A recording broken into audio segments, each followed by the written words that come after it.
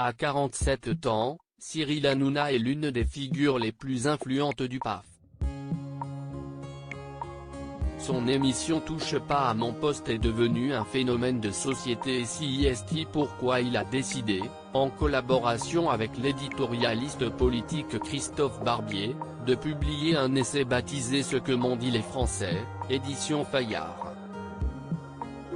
Dans ce livre, il range son costume de trublion de la télévision pour s'interroger sur son pays et toutes celles et ceux qui le composent, quelle que soit leur classe sociale.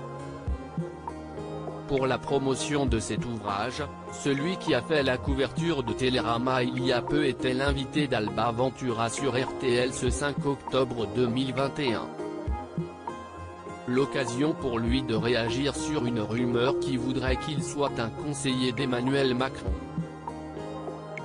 Après avoir ouvert l'entretien sur l'affaire Sophie Tapie qu'il n'avait pas ménagé sur son plateau peu avant le décès de son père, Alba Ventura enchaîne sur le rôle de médiateur de la République que tient Cyril Hanouna.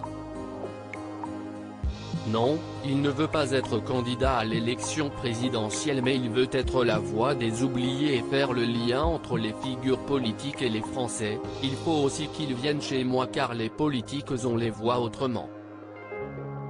Manuel Valls ce n'était pas le même, Jean-Michel Blanquer aussi. Et qu'un est-il du chef de l'État? Non, pas du tout, je ne chuchote pas à l'oreille d'Emmanuel Macron. On ne s'envoie pas des textos tout le temps mais si est-il vrai que je parle aussi bien avec Jean-Luc Mélenchon, Xavier Bertrand et Emmanuel Macron.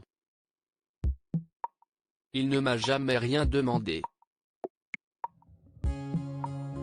Il ne m'a jamais rien demandé mais. Toutefois, le présentateur se souvient d'un service qu'il lui a rendu.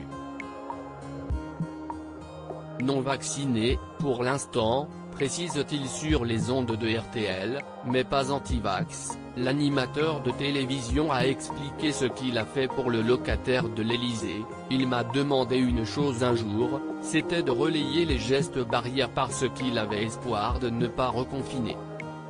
Je l'ai fait, sur mes réseaux et à l'antenne, si est-il la seule chose qu'il m'ait demandé.